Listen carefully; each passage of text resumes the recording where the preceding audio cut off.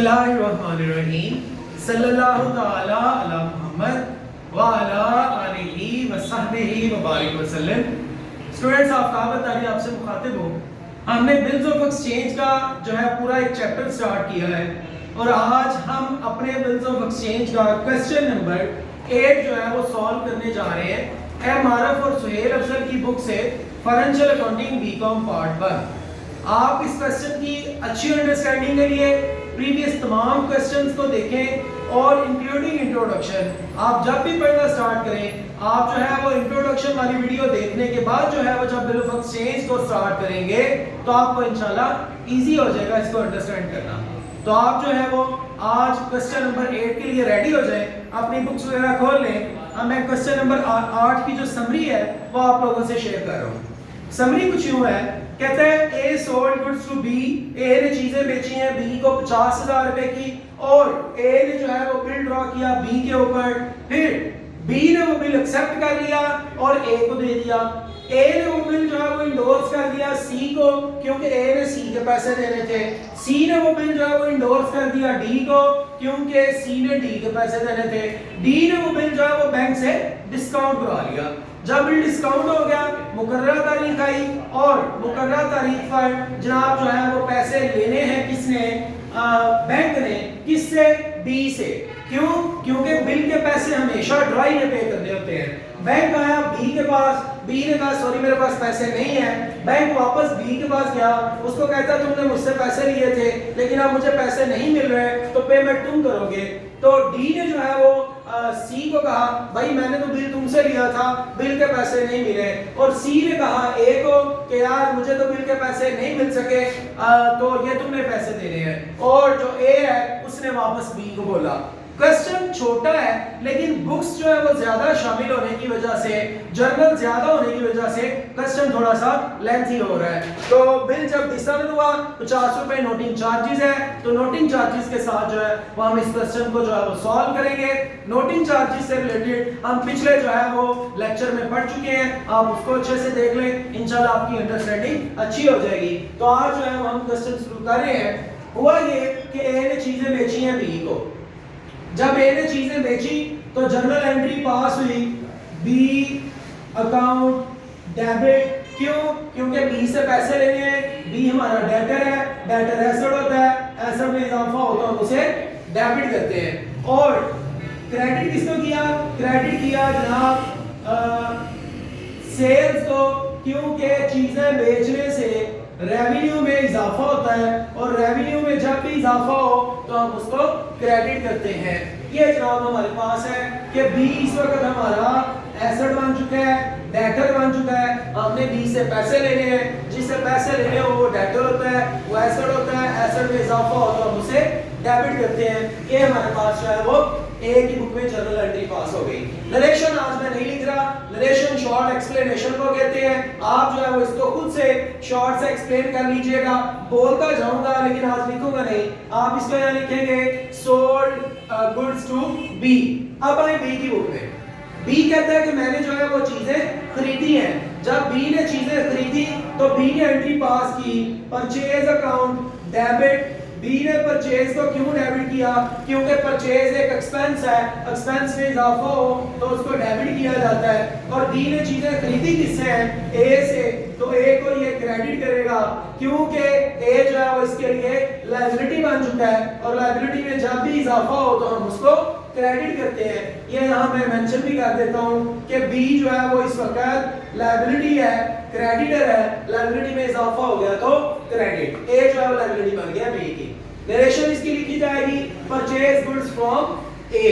वापस आएंगे ए की बुक में। ए कह रहे हैं मैंने बी से पैसे लेने हैं, बी मेरा एसेट है, तो इससे पैसे लेने की बजाय इसके ऊपर बिल ड्रॉ किया, उसने बिल एक्सेप्ट करके बिल इसको दे दिया, तो इसके लिए बिल रिसीवेबल है और बिल रिसीवेबल एक एसेट होता है। हम इस पे बात कर चुके हैं अपने पिछले लेक्चर्स में कि जिस शख्स ने बिल के पैसे लेने हो वो जो है वो जब बिल ड्रॉ करता है तो वो उसको बिल रिसीवेबल को अपने पास एसेट के तौर पे लिखता है। एसेट में इजाफा हो गया तो डेबिट हो गया।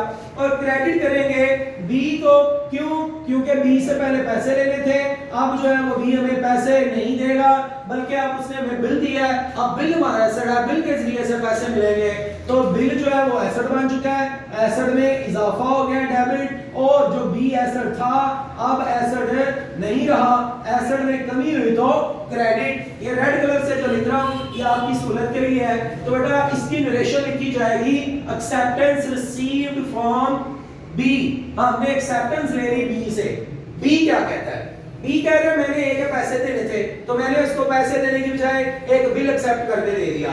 तो जब बिल एक्सेप्ट किया तो जनरल एंट्री पास हुई, ए अकाउंट डेबिट और बिल पेएबल अकाउंट क्रेडिट। ए को डेबिट क्यों किया? क्योंकि ए पहले जो है वो लायबिलिटी था, उसके पैसे देने थे। अब उसको पैसे देने की बजाय हम क्या दे चुके हैं? बिल एक्सेप्ट करके दे चुके हैं, लिहाजा बिल अब हमारे लिए जो है वो लायबिलिटी बन चुका है, क्योंकि इस बिल के पैसे देने हैं। ये बिल लायबिलिटी बन चुका, लायबिलिटी में इजाफा हो गया तो क्रेडिट, और डेबिट किया जाएगा ए को डेबिट इसलिए किया जाएगा कि ए पहले लायबिलिटी था, अब लायबिलिटी नहीं है, लायबिलिटी में कमी हुई है, इसलिए इसको डेबिट किया। इसकी रिलेशन लिखी जाएगी एक्सेप्टेंस गिवन टू ए को जो है वो एक्सेप्टेंस दे दी। अब बिल किसके पास है? जनाब बिल जो है वो पास है ए के। ए ने क्या किया? ए ने ये वाला बिल जो है वो दे दिया किसको? सी को। क्यों सी को दिया? क्योंकि ए ने सी के पैसे देने थे। ए के लिए जो सी है वो लायबिलिटी था, ए ने पैसे देने थे, ए के लिए सी लायबिलिटी था, तो इसने पैसे देने की बजाय उसको क्या दे दिया? अपना बिल दे दिया। इसको कहते हैं बिल इंडोर्स करना। ये भी हम अपने प्रीवियस लेक्चर्स में जो है वो बात कर चुके हैं। तो ए ने जो है वो जब बिल उसको इंडोर्स किया तो जनरल एंट्री पास हुई, सी अकाउंट डेबिट और बिल रिसीवेबल अकाउंट क्रेडिट।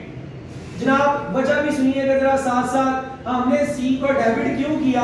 क्योंकि हमने सी से पैसे लेने थे, सी को पैसे देने थे, सी हमारी लायबिलिटी था, तो हमने इसको पैसे देने की बजाय जब बिल दे दिया तो सी हमारी लायबिलिटी नहीं रहा, लायबिलिटी में कमी हो गई तो डेबिट। और हमने अपना बिल उसको पकड़ाया, बिल हमारा एसेट था, एसेट में कमी हो चुकी तो हमने उसे क्रेडिट कर दिया। अब कुछ चीजें खुद नहीं लिख रहा जानबूझ के, ताकि आपकी प्रैक्टिस जो है वो थोड़ी सी पुख्ता होती चली जाए, आपको खुद से याद जो है वो रखना आप स्टार्ट हो जाए कि जनाब यहाँ पर बिल एसेट था, अब ये एसेट नहीं रहा, एसेट में कमी हो चुकी है, इसलिए हमने इसको क्रेडिट कर दिया है। अब देखें बिल किसके पास पहुंच चुका है, इसलिए नरेशन लिख देनी है, बिल इंडोर्स टू सी। सी को बिल मिल चुका है, अब बिल के पैसे जो है वो सी ने लेने हैं, लिहाजा सी जो है वो कहेगा कि बिल जो है वो मेरा एसेट बन गया है, एसेट में इजाफा हो गया तो डेबिट। सर यहाँ ऊपर नहीं लिखना, जी आप ऊपर लिख सकते हैं, लेकिन मैं जरा तरतीब रख रहा हूँ ताकि आपको अच्छे से अंडरस्टैंडिंग हो जाए। तो बिल रिसीवेबल जो है वो एसेट, एसेट में इजाफा डेबिट, क्योंकि अब बिल के पैसे जो है वो सी ने लेने हैं, सी के लिए बिल एसेट बन गया है, और सी ने क्रेडिट कर दिया ए को। ए को क्रेडिट क्यों किया? क्योंकि सी कह रहा था कि मैंने ए से पैसे लेने हैं, वो मेरा डेटर है, लेकिन अब ए ने उसे बिल दे दिया है, लिहाजा जो ए है वो अब इसका डेटर नहीं रहा, एसेट नहीं रहा, एसेट में कमी हो गई तो क्रेडिट हो गया, और बिल जो है वो इसका एसेट बन गया, एसेट में इजाफा हुआ तो डेबिट। इसकी नरेशन लिखी जाएगी एक्सेप्टेड बिल रिसीव फ्रॉम ए। हमने ए से एक बिल जो है वो रिसीव कर लिया, या यूं कहें बिल इंडोर्स्ड बाय ए ने जो है वो हमें बिल इंडोर्स कर दिया। फिर क्या हुआ? सी के पास बिल था, लेकिन सी को याद आया कि मैंने तो पैसे जो हैं वो देने हैं, मैंने किसको पैसे देने हैं? डी को। तो सी ने अपना ये वाला बिल उठाया और डी को दे दिया।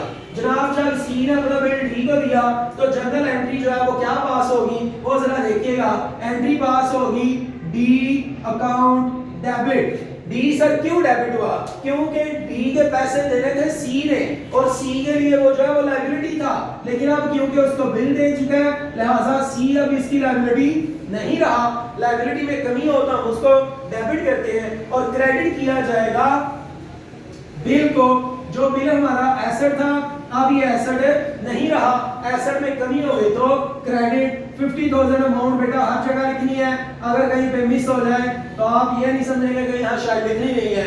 तो जनाब हमने क्या किया, अपना बिल जो हमारा एसेट था ये उठा के जब डी को दे दिया है तो बिल एसेट नहीं रहा, एसेट में कमी हुई तो क्रेडिट, और हमने डी को इसलिए डेबिट कर दिया क्योंकि डी के पैसे देने थे, डी लायबिलिटी था, उसको बिल दे चुके हैं, लायबिलिटी में कमी हो गई है, लायबिलिटी में कमी हो तो हम उसको डेबिट करते हैं। Rules of debit and credit इस पूरे चैप्टर की जो है वो असल है, वो अगर आपको आते हैं तो आपके लिए ये चैप्टर बड़ा इजी है।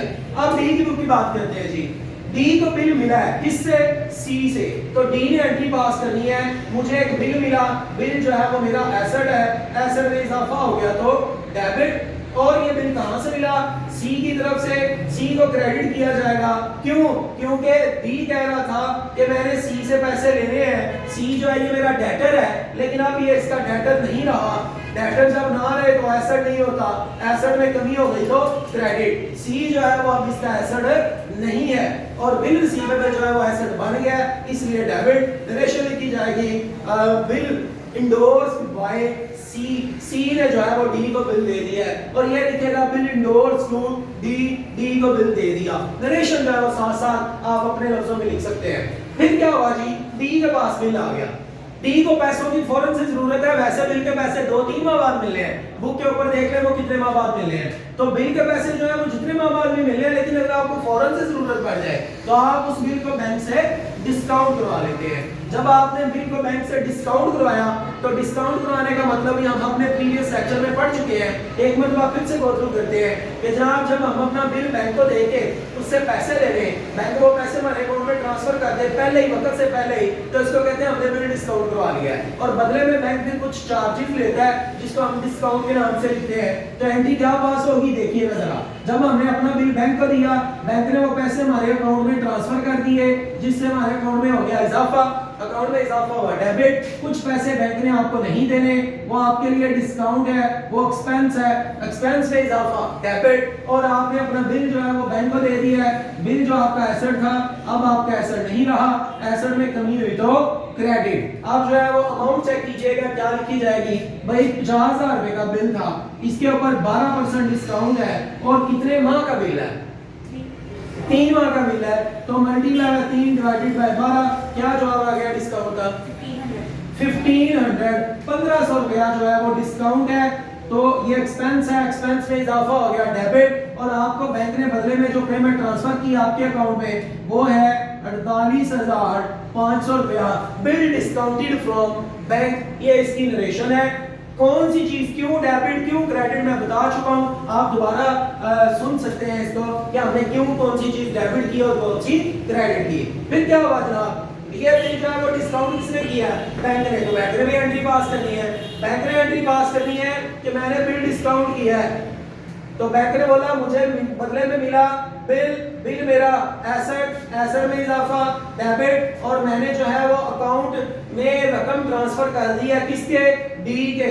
तो डी अकाउंट क्रेडिट हो सकता है कि डी जो है वो बैंक की लायबिलिटी बन गया। एक ये बात हो सकती है, या आप इसकी जगह कैश भी लिख सकते हैं कि अगर उसने नकद उसको पैसे दे दिए, ये भी इसकी जगह कैश लिख सकता है कि मुझे पैसे मिल चुके हैं बैंक से। तो आपकी ये मर्जी है, ये थोड़ी सी अंडरस्टैंडिंग की बात है, आप जिस तरह इसको लिखना चाहें कि जब आप अपना बिल बैंक से डिस्काउंट करवाएं तो बैंक जो है वो अगर आपके अकाउंट में पैसे ट्रांसफर कर दे तो आप बैंक के ऊपर लायबिलिटी बन जाते हैं, और लायबिलिटी में जब भी इजाफा हो तो उसको बैंक जो है वो क्रेडिट करता है। एक ये बात है। दूसरा ये है कि बैंक इस तरह भी कह सकता है कि मैंने अकाउंट में इसके पैसे ट्रांसफर नहीं किए बल्कि उसको नकद पकड़ा दी, ये लो भाई जाओ जाके यूज करो, तो बैंक जो है वो फिर अपने कैश में कमी करेगा, उसको क्रेडिट करेगा। तो आप देख लीजिएगा आपको बेहतर कौन सी चीज लगती है। दोनों चीजें दुरुस्त हैं, दोनों जो है वो प्रैक्टिस में आ सकती हैं। तो कुछ पैसे जो है वो हमें बैंक ने जो है वो नहीं दिए, जो पैसे बैंक ने नहीं दिए वो बैंक ने डिस्काउंट रिसीव किया है। डिस्काउंट रिसीव करना बैंक के लिए रेवेन्यू है, रेवेन्यू में इजाफा हो तो हम उसको क्रेडिट करते हैं। तो बैंक जो है वो पैसे ट्रांसफर कर रहा है कितने जनाब? 48,500 और 1,500 रुपया बैंक ने डिस्काउंट जो है वो दिया है। तो ये है बिल डिस्काउंटेड फॉर डी के लिए बिल डिस्काउंट का दिया बैंक ने। अब बिल के पैसे किसके पास? बिल किसके पास है? बैंक के पास। बैंक ने पैसे लेने किसके पास आना है जनाब? बैंक ने पैसे लेने आना है बी के पास, क्योंकि बिल एक्सेप्ट जिसने किया होता है बिल की पेमेंट उसने करनी होती है। डी बैंक जो है ना वो मुकर्रर तारीख पर आया बी के पास, आके कहता है भाई पैसे दे दो, इसने कहा सॉरी पैसे नहीं है, इसका मतलब बिल डिसऑनर हो गया। अब बिल डिसऑनर के एंट्री सबसे पहले तो बैंक पास करेगा, नोटिंग चार्जेस भी है साथ में। ₹50 नोटिंग चार्जेस हैं। बिल जो है वो बैंक के पास था, बैंक पैसे लेने आया इसके पास, बी के पास, बी ने पैसे ना दिए, बैंक ने वो बिल उठाया और नोटरी पब्लिक के पास चला गया, अदालत में चला गया। नोटरी पब्लिक के पास जाके कहता है जनाब आज की तारीख थी, पैसे नहीं मिल रहे, बिल डिसऑनर हो गया। नोटरी पब्लिक ने सारी चीजें पढ़ के तस्दीक की, स्टैंप लगाई और बदले में कुछ चार्जेस लिए। बैंक ने वो चार्जेस देने के बाद जो है वो राब्ता किया डी से। तो अब देखिएगा जरा क्या जो है वो एंट्रीज पास होगी बिल डिसऑनर की। बैंक जो है वो बोलेगा कि मैंने जो है वो बिल को लेने गया था, पैसे नहीं मिले, डिसऑनर हो गया। बैंक कह रहा था कि बिल मेरा एसेट है, अब ये एसेट नहीं रहा, एसेट में कमी हो गई तो क्रेडिट। 50,000 का बिल था, ये बिल अब 50,000 का एसेट नहीं रहा, खत्म हो गया एसेट, हमने उसे क्रेडिट कर दिया। जनाब अब डेबिट किसको किया जाएगा? बैंक ने तो पैसे लेने हैं किससे? डी से। तो डी जो है वो बैंक का दोबारा से एसेट बन जाएगा, एसेट में इजाफा डेबिट, और डी ने बैंक ने डी से पैसे लेने हैं 50 रुपए। क्यों 50,000 50 रुपए क्यों लेने हैं? क्योंकि वो जो 50 रुपए बैंक ने नोटिंग चार्जेस पे किए हैं, जिससे बैंक के पैसों में कमी हुई है। तो बैंक ने कैश को क्रेडिट किया क्योंकि पैसों में कमी हुई, बिल को क्रेडिट किया क्योंकि एसेट में कमी हुई, और डी को अपना एसेट बना लिया कि मैंने अब तुमसे पैसे लेने हैं। एक ये बात, या फिर हम यूं कहेंगे कि डी जो बैंक की लायबिलिटी था अब लायबिलिटी नहीं रहा, लायबिलिटी में कमी हुई, डेबिट। दोनों बातें इस्तेमाल हो सकती हैं। ले जी, अब डी ने क्या कहा? डी ने कहा कि मैंने तो बैंक से पैसे लिए थे, बैंक को पैसे नहीं मिले, अब बैंक ने पैसे मुझसे लेने हैं, तो बैंक जो है वो मेरी क्या बन गया? लायबिलिटी। लायबिलिटी में इजाफा हो तो उसको क्या किया जाता है? क्रेडिट। तो ये ले जनाब हमने उसे क्रेडिट कर दिया। हमने जब उसे क्रेडिट किया जी, हमने उसे क्रेडिट किया तो जनाबे अली जो है वो एंट्री पास होगी। वही 50 रुपए से कि बैंक जो है 50,050 से क्रेडिट हो गया है और डेबिट किया जाएगा जनाब किसको? डेबिट किया जाएगा सी को, क्योंकि हमने तो सी से पैसे लेने हैं, एसेट में इजाफा हो गया तो डेबिट। ये जी, इसकी बुक में आए, ये बोलेगा कि मैंने बिल लिया था ए से, मैंने ए से पैसे लेने हैं, ए को डेबिट किया जाएगा, और इसने पैसे देने किसको हैं? इसने डी को देने हैं, ये डी को क्रेडिट कर लेगा। 50,000 50 से 50,000 50 से। ए कहता है मैंने पैसे लेने हैं बी से, डी को मैं डेबिट करूंगा 50,000 50 से, और मैंने देने किसको है? सी को क्रेडिट किया जाएगा 50,000 50 से। और बैंक इसने बी ने बोला मैं इस बिल के पैसे नहीं दे सका, तो ये डेबिट कर दिया जाएगा 50,000 पूरे से, और 50 रुपए में एक्स्ट्रा दे रहा हूँ किस बात के? नोटिंग चार्जेस के। नोटिंग चार्जेस एक्सपेंस है, एक्सपेंस में इजाफा हो तो उसे डेबिट किया जाता है, और क्रेडिट करेगा ये ए को, क्योंकि ए इसकी दोबारा से लायबिलिटी बन गया है, और लायबिलिटी में इजाफा हो जाए तो उसे क्रेडिट किया जाता है। ये बेटा तमाम चीजें आप इसको अच्छे से देख लीजिएगा। ना समझ आई आप कमेंट करके क्वेश्चन मुझसे दोबारा पूछ सकते हैं। आप जो है वो मेरा नंबर नोट कर लें 0300 6161 आपको किसी किस्म का प्रॉब्लम हो आप मेरे ऑफिशियल व्हाट्सएप पे रब्ता कर सकते हैं। Thank you so much. देखते रहिए आफ्ताब।